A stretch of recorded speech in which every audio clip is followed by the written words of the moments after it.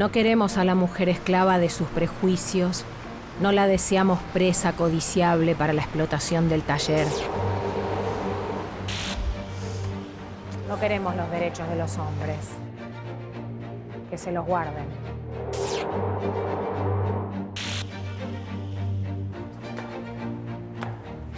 Lucharé en el movimiento feminista hasta conseguir los derechos civiles y políticos para todas las mujeres.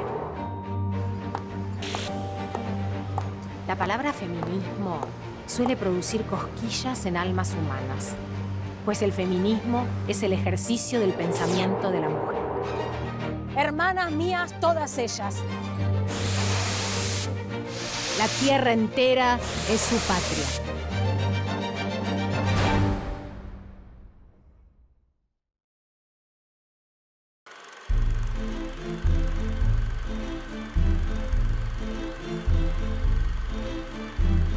La situación general de las mujeres desde finales del siglo XIX hasta principios del siglo XX, de hecho hasta que se sanciona el nuevo Código Civil en 1926, era de menor de edad. No tenía derechos civiles, no tenía derechos económicos, no tenía derechos de ciudadanía. Para trabajar tenía que tener autorización del marido y el administrador de lo que obtenía por su trabajo también era el marido. Y ya desde mediados del siglo XIX nos encontramos con que hay grupos de mujeres que discuten derechos.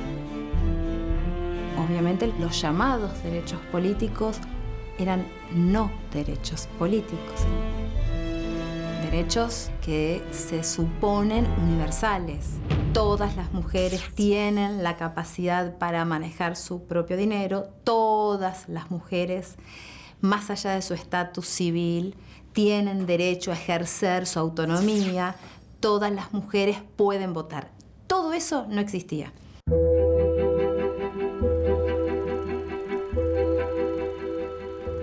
Las mujeres trabajaban, las mujeres debían trabajar, debían muchas veces sostener solas, sin sus maridos, sin hombres, a sus hijos. Y esto marca unas grandes distancias entre el ejercicio concreto de la vida cotidiana y política de muchas mujeres y lo que marcaba la letra de la ley.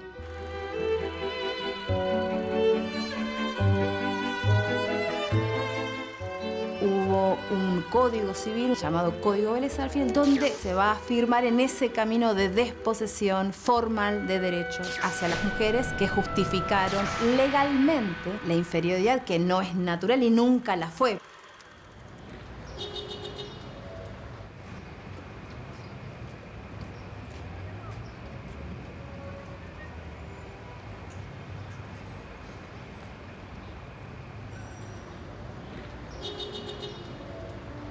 La mujer levanta la bandera que tiene los colores del libre pensamiento. La tierra entera es su patria. Violeta Lanteri es una de las mujeres más interesantes que tenemos las feministas para evocar esas trayectorias combativas y a la vez circunscriptas en un periodo de gran adversidad.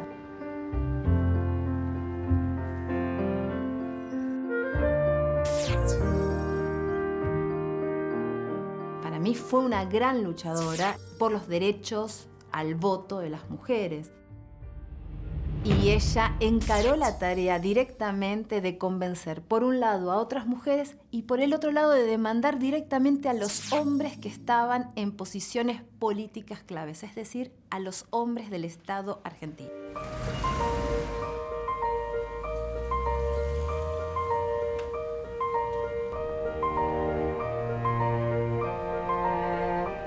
El tipo femenino que representa Lanteri, que es el de una mujer independiente que hizo una carrera universitaria y que dedica su vida, en primer lugar, a la medicina, y esto tenía que ver mucho con el trabajo social en los hospitales.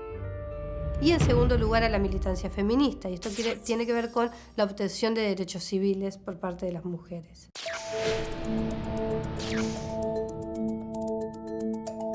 El sufragio femenino comienza, yo casi diría, erráticamente.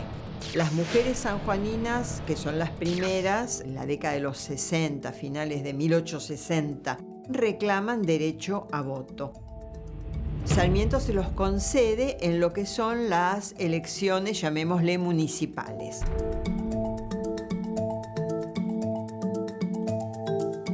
Lo reclaman en otras provincias, se le accede a algunas mujeres, pero no a todas, a aquellas que se consideran, comillas, excepciones, pero no se le da, como decían en aquel momento, al sexo.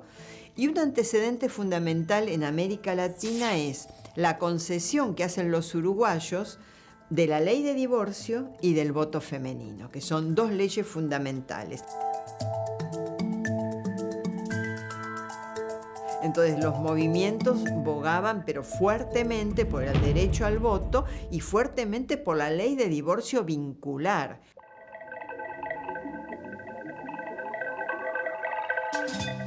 La influencia del varón se ha dejado sentir siempre, y en su infinita pequeñez la mujer ha sido llamada a crear nada. Esa vida de indiferencia y abandono ha obligado a la mujer a ver y a sufrir el dolor de sus congéneres con una estoicidad rayana en la inconsciencia. Mientras que el hombre piensa, estudia y trabaja y jamás siente saciedad del saber, ¿por qué la mujer se detiene? ¿Por qué la mujer se detiene? De ninguna manera debe admitir esto.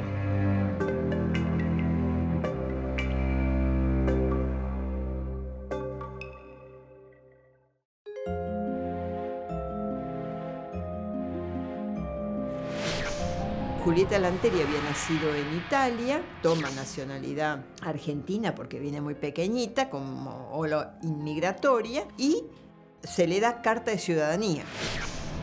Entonces ella, con una carta de ciudadanía, fuerza la votación. Yo tengo carta de ciudadanía, yo puedo votar. Lo cual genera una serie de inconvenientes hasta que sale una ordenanza municipal donde prohíbe que las mujeres voten porque no hicieron el servicio militar. Para que la mujer esté en el Congreso. Señor, para que la mujer esté en el Congreso. Las mujeres tenían prohibido votar, pero no tenían prohibido postularse. ¿Conocés el Partido Feminista Nacional? Esta es como una especie de trampa que encuentra Lanteri. Ella funda el Partido Feminista Argentino, se postula en las elecciones. Las mujeres tenían prohibido votar, pero no tenían prohibido ser elegidas. El argumento era que las mujeres no estaban capacitadas para elegir, capacitadas para decidir, capacitadas para votar. Julieta Lanteri arma una votación para mostrar que eran capaces de elegir, que eran capaces de votar. Lo que en filosofía llamamos un contrafáctico. A ver, pongámoslo en práctica y mostremos.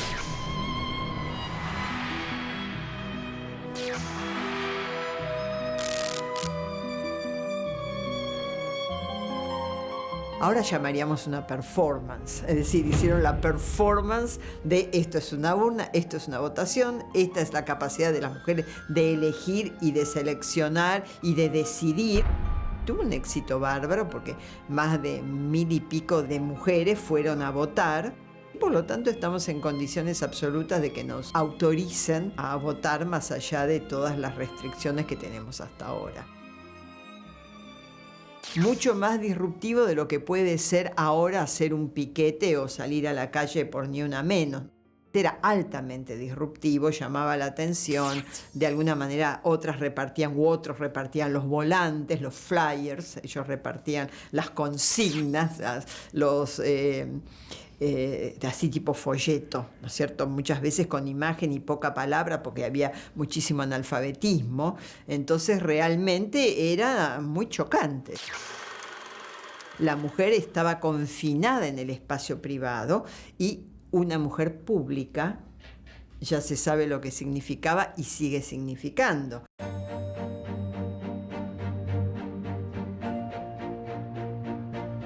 Yo, Giulietta Lanteri, declaro que mis actos son una afirmación de mi conciencia. Y es por esto que lucharé en el movimiento feminista hasta conseguir los derechos civiles y políticos para todas las mujeres y que podamos construir junto a los hombres una patria libre. Esta es mi causa.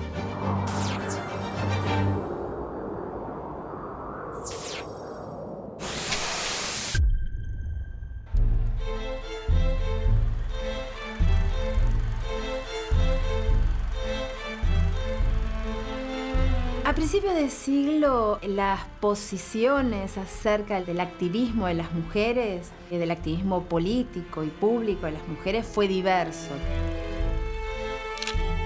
En primer lugar, hay un sector radicado en los ciertos intelectuales y en la prensa que optó por una posición más, si se quiere, de burla, de inferiorización en términos de estas mujeres que no consiguen marido, estas mujeres que les falta algo, salen a reclamar algo que no les corresponde.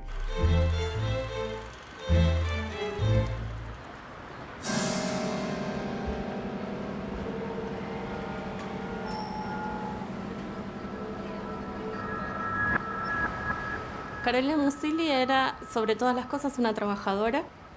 Ella nació en una familia obrera. Su papá era un obrero, tuvo estudios secundarios, pero fundamentalmente fue autodidacta.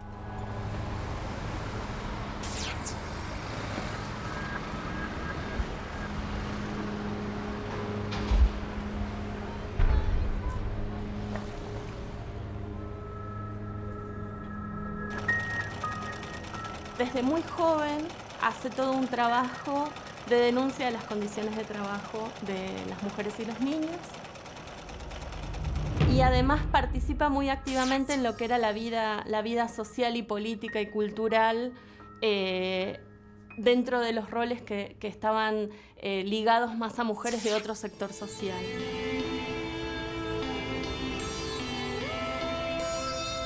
No queremos a la mujer esclava de sus prejuicios. No la deseamos presa codiciable para la explotación del taller. Queremos que obtenga los derechos que le corresponden como ser humano y que pueda participar en el elevado banquete del espíritu. Ojalá no esté lejano el día que adquiera ese derecho. Lo logrará cuando sea alejada del taller y de la fábrica, donde hasta el presente marchita su juventud.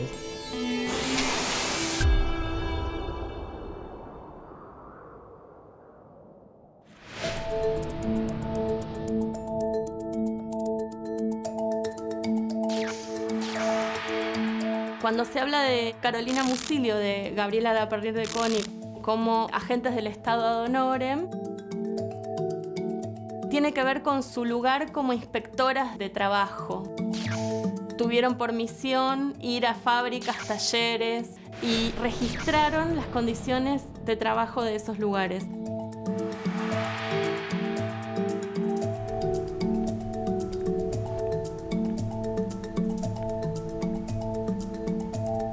Buen día. ¿A qué hora entras a trabajar?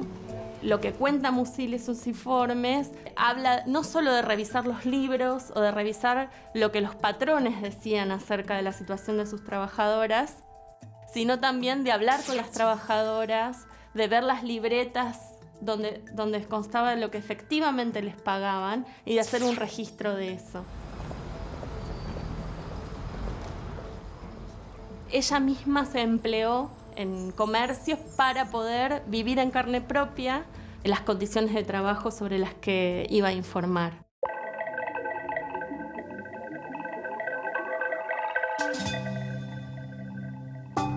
Carolina participa llamando a las mujeres en 1912, cuando surge la ley Sáenz Peña, a participar de los espacios en los que se definen los candidatos del Partido Socialista.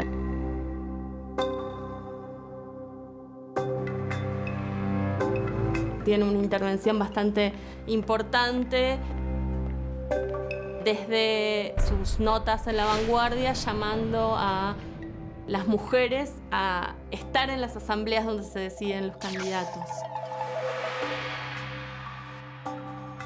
pese a no tener el derecho al voto.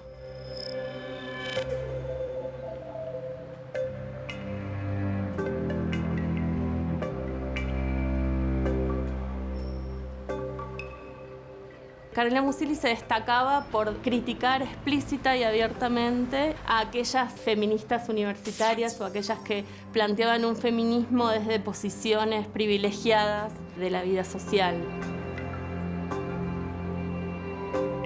Y eso es muy importante para un momento donde los sectores de ese incipiente movimiento de mujeres también estaban atravesados por la clase social.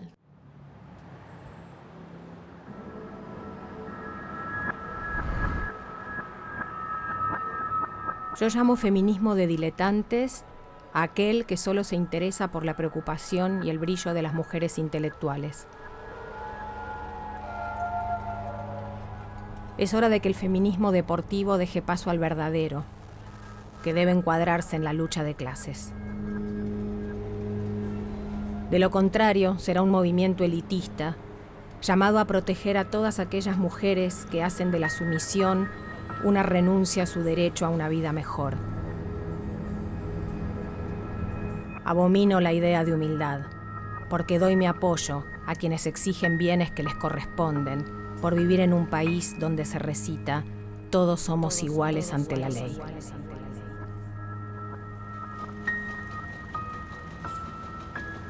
Carolina fallece en la ciudad cordobesa de Vialema-C porque padecía tuberculosis. Se cree que esa tuberculosis es fruto de sus propias condiciones de trabajo, de los espacios obreros por los que ella circulaba. Es algo así como morirse como vivió.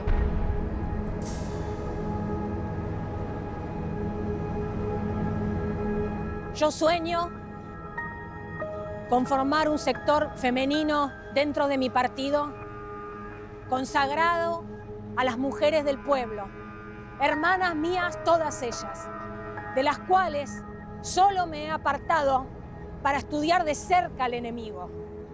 Este sector, vigorizado y engrandecido, echará las bases de una legislación que reconozca nuestros derechos. Nos dará la fuerza para liberarnos.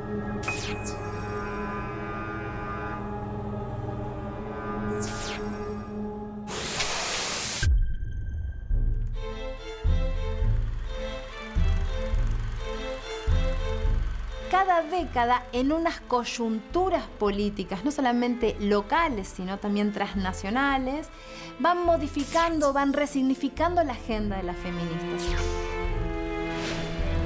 En algunos momentos, la lucha por el sufragio va a ser una lucha que divida, pero también reúna a diferentes colectivos y representantes del sufragismo y del feminismo. En los 20 es las demandas por la reforma del Código Civil, ¿sí? El ganar estatus frente a lo legal. Las mujeres, a partir del Código Civil de 1926, comienzan a figurar como sujeto de derechos. No van a necesitar más la notita firmada por el marido que la autorizaba a trabajar y el marido como administrador de su ganancia, de la ganancia de su trabajo. Todavía no tienen el derecho al voto, pero sí van a tener el derecho a tener autonomía económica.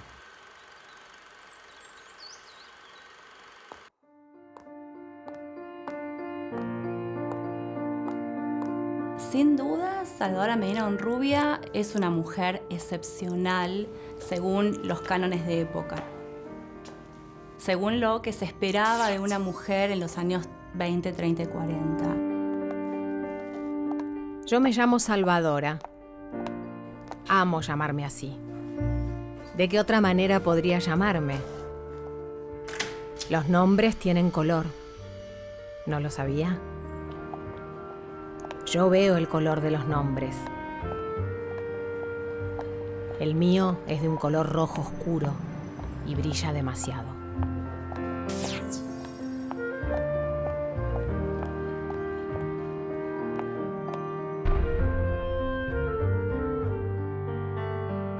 Ella nace en La Plata, se va rápidamente a Gualeguay con su madre y su hermana.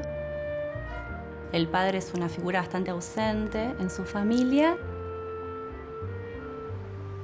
Y es maestra rural. Como maestra rural conoce a los chicos más pobres, a la miseria extrema, y los retrata en cuentos que después envía a Fray Mocho, una revista ilustrada absolutamente moderna de Buenos Aires.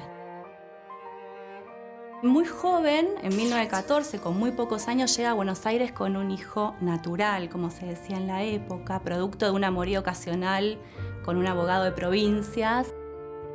Pero también llega a Buenos Aires, a ese Buenos Aires de 1914, con un manuscrito abajo del brazo, que va a ser su primera obra de teatro, al más fuerte. La primera obra de teatro escrita por una mujer de temática anarquista.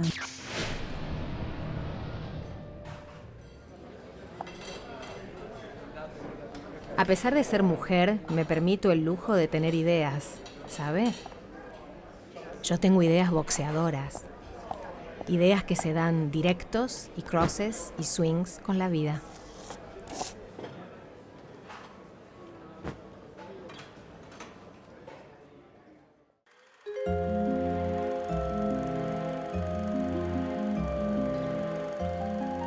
La división entre el espacio público y el espacio privado doméstico era sumamente rígida. Una mujer que salía del espacio doméstico al espacio público ya de por sí estaba mal mirada. Mucho más si además reclamaba, manifestaba, se dirigía en público. Muchas veces dice, la primera que habló en público fue Mengano, Sutana, fue Lanteri, fue Salvadora. No importa quién fue la primera, muchas se atrevieron a desafiar este hecho de que la mujer en público no debía hablar porque el espacio público era un espacio netamente masculino. Aquí estoy con los anarquistas, los que marchan de frente y con el pecho descubierto, arrastrando el peligro, sin importarnos morir por nuestro bello ideal. Yo daré el ejemplo. Y reclamo el derecho de ir con mis compañeros delante de todos, empuñando la bandera roja, que es como el fuego de los corazones.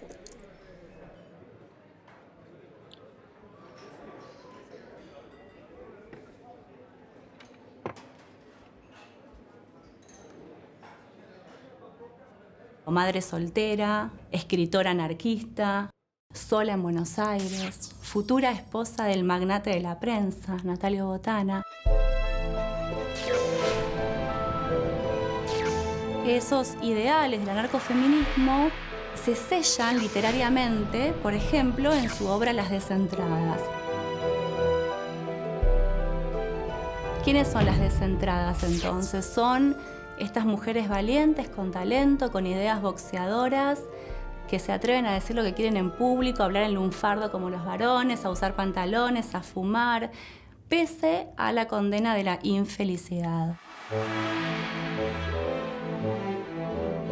Las descentradas, como Salvadora y como el alter ego de su obra, no tienen la posibilidad de ser felices en una sociedad hipócrita como la que se vivía en el momento, según Salvadora.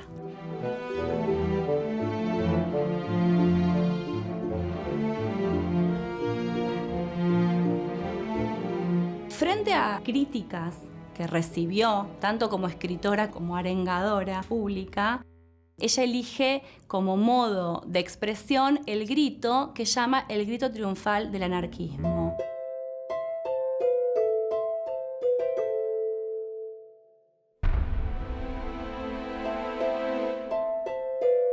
Siempre tuvo algo para decir en las principales reivindicaciones de las mujeres. frente al amor libre, a la llegada de los hijos, a la maternidad, al sufragio femenino. Siempre tuvo algo para decir. Somos las que sufrimos y nos rebelamos a nuestra condición estúpida de muñecas de basal. Saber ser mujer es admirable y nosotras solo queremos ser mujeres en nuestra espléndida feminidad. No queremos los derechos de los hombres. Que se los guarden. Que se los guarden.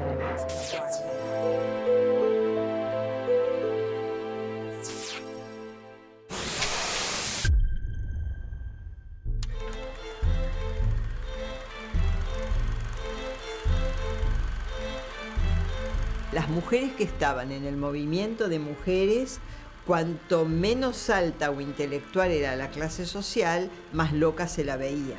Porque una cosa es ser excéntrica y otra cosa es ser loca. Una cosa es tener una pariente excéntrica que se ocupa de los derechos de una mujer y otra cosa es tener una vecina loca que descuida a su niño, descuida su casa, descuida a su familia para salir a vociferar en la calle reclamando derechos. Una óptica que hasta el día de hoy más o menos se mantiene en ciertos sectores sociales. Fueron voces que comenzaron a enunciar en una voz propia, ¿sí? Es decir, demandas y derechos ya no por otros desvalidos, otras desvalidas, sino por ellas mismas.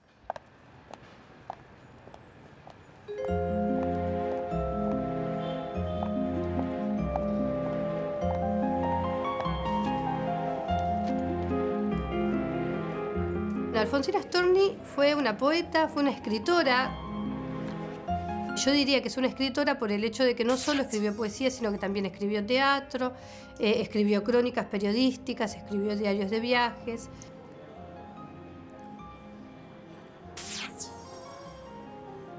Tuvo algo que no le sucedió a todos los escritores, que es que tuvo bastante éxito de público.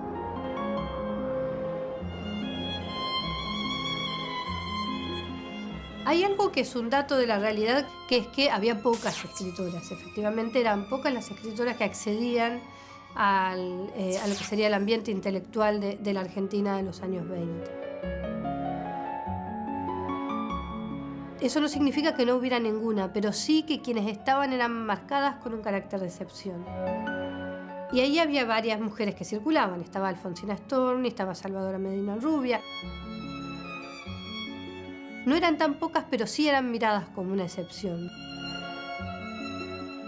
Ella obviamente, por su capacidad intelectual, por pertenecer a grupos intelectuales importantes, recibió mucha protección y mucho cuidado.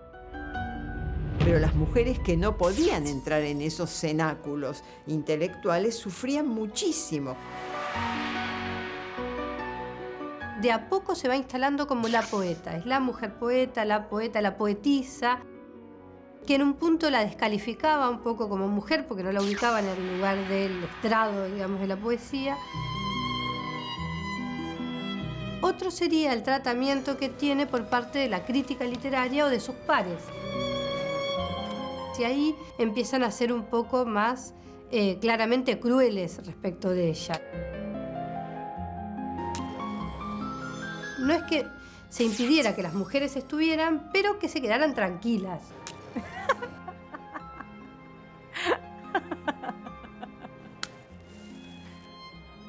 La palabra feminismo, tan fea, suele producir cosquillas en almas humanas. Cuando se dice feminismo, para aquellas almas, se encarama por sobre la palabra una cara con dientes ásperos y voz chillona. Sin embargo, hoy no hay una sola mujer que no sea feminista. Podrá no querer participar en la lucha política. Sin embargo, desde el momento en que piensa y discute en voz alta las ventajas y los errores del feminismo, es ya una feminista, pues el feminismo es el ejercicio del pensamiento de la mujer.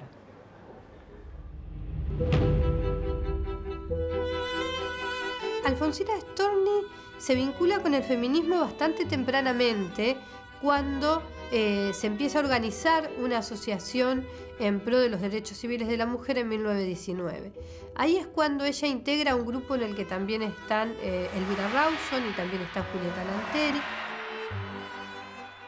Alfonsina es amiga de Julieta Lanteri, participa en estos grupos feministas junto con ella y creo que fundamentalmente la admira. Lo que nosotros podemos leer a través de las crónicas es que tiene una gran admiración hacia el trabajo de ella. Cuando vi anunciada la candidatura de la doctora Lanteri, resolví investigar ardida de amor cívico. Anduve, pues, a la pesca del hombrecillo, hasta que tropecé con él y le pregunté: ¿qué opina usted de la doctora Lanteri? Que es fea, me contestó. Todavía me estoy riendo.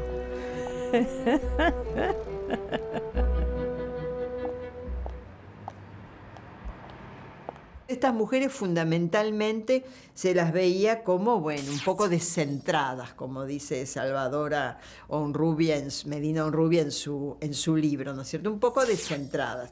Una esposa y madre no hace esas cosas. Por otro lado, están las descripciones de que eran feas, desaforadas, mal vestidas, desalineadas, masculinas. Hay como un rechazo fuerte que pasa desde el descrédito moral al descrédito estético y a esta cosa de incumplimiento de sus deberes, que son y siguen siendo mandatos sociales muy fuertes.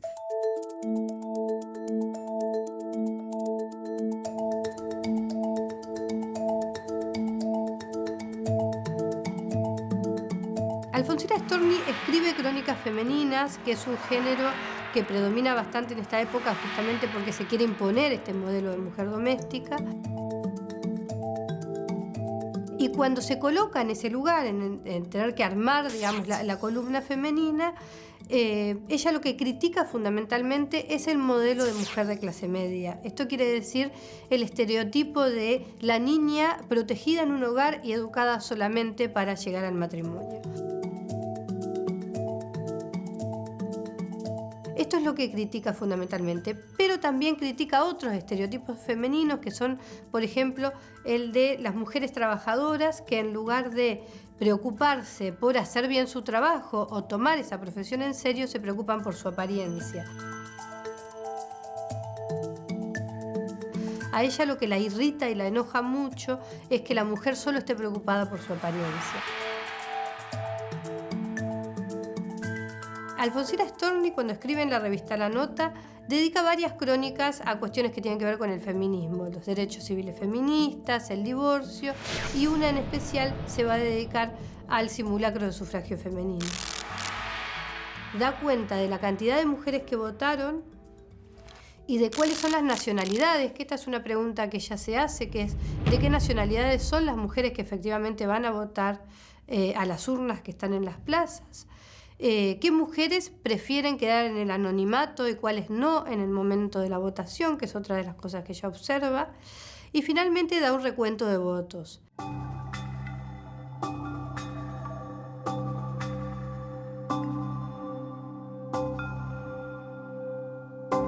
El voto de la mujer hasta ahora no supone una conquista material de verdadero peso.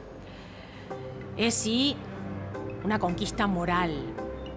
Ha obedecido más que a necesidades y propósitos materiales, a una evolución ideológica, a un cambio intelectual de apreciación de la mujer.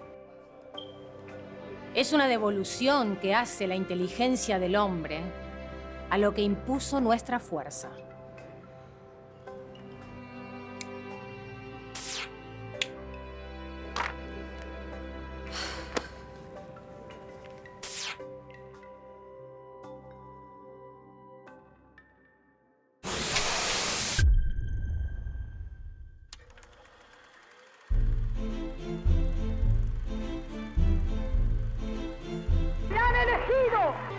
Presidir el movimiento femenino peronista.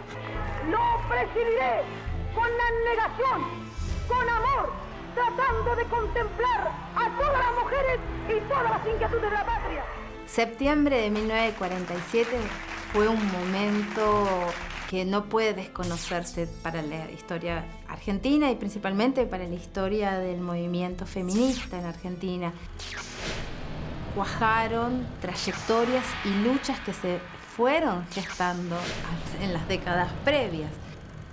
Yo creo que se recoge un trabajo de zapa, digamos así, muy profundo, de muchos años de concientización de las mujeres, apoyados por un movimiento que fue capaz de llegar a las clases más soterradas, cosa que nunca logró del todo el Partido Socialista ni incluso el anarquismo.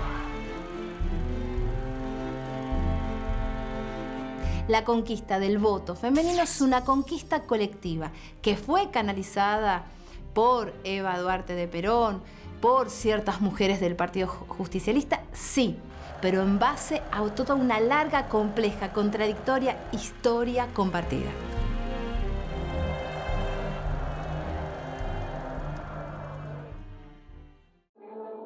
Una sesión trascendental para el destino democrático de nuestra República se llevará a cabo en el Honorable Congreso de la Nación, donde los legisladores discutirán el proyecto de ley sobre sufragio femenino.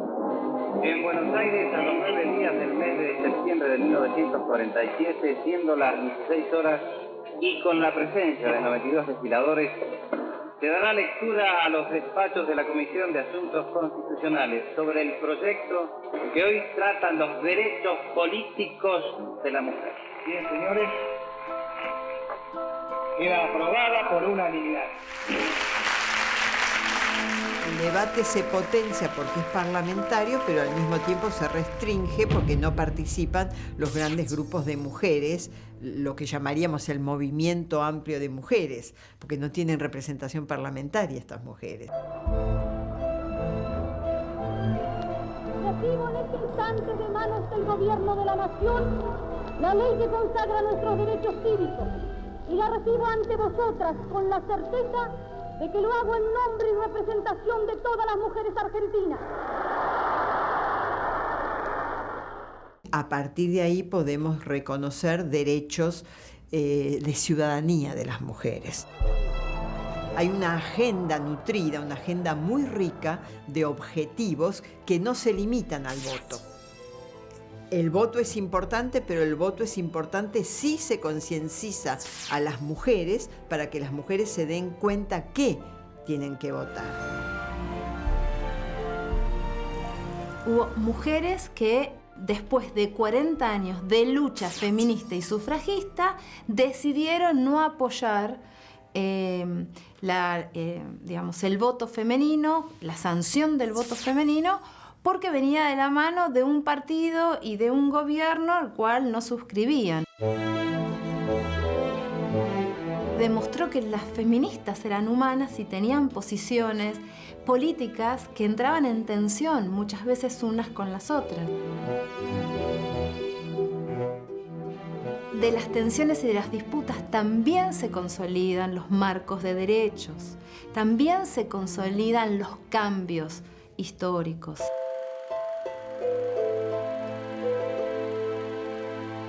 Estas mujeres tenían una agenda muy clara de qué querían obtener. Y algunas de esas cosas se han obtenido a finales del siglo XX o principios del siglo XXI. Los derechos civiles se terminan de consolidar como una igualdad de género en 1968, ¿no? O sea, en 1926 se modifica el Código Civil, pero recién en el 68 hay una igualdad plena de todas las mujeres respecto de los hombres.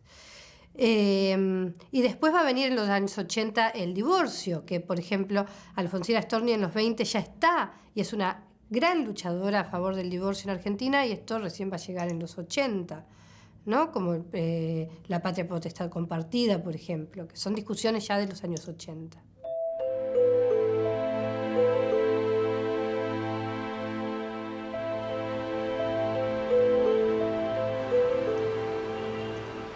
Yo creo que a pesar de que hay una mayor conciencia social, todavía hay que trabajar mucho respecto de las situaciones de violencia y de subordinación de las mujeres en la sociedad.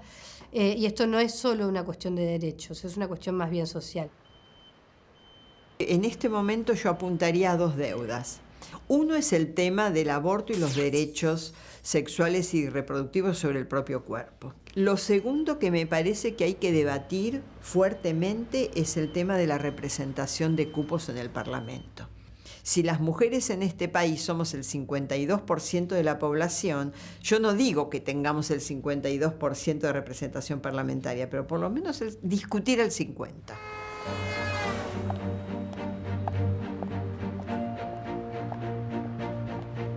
Llegó la hora de que la mujer argentina reconozca que no es inferior al varón, e incluso, si tiene una misión diferente, se le deben restaurar sus derechos civiles y naturales. Hoy siento una gran piedad por la mujer, y como la amo tanto ideológicamente, me veo obligada a atacarla, para defenderla, para así exaltar a la mujer futura. Cuando una mujer quiere algo y lo desea, entonces se hace fuerte, se hace grande y logra que se haga carne en ella el ideal que quiere. Arden fogatas de emancipación femenina, venciendo rancios prejuicios y dejando de implorar sus derechos, que no se mendigan, se conquistan.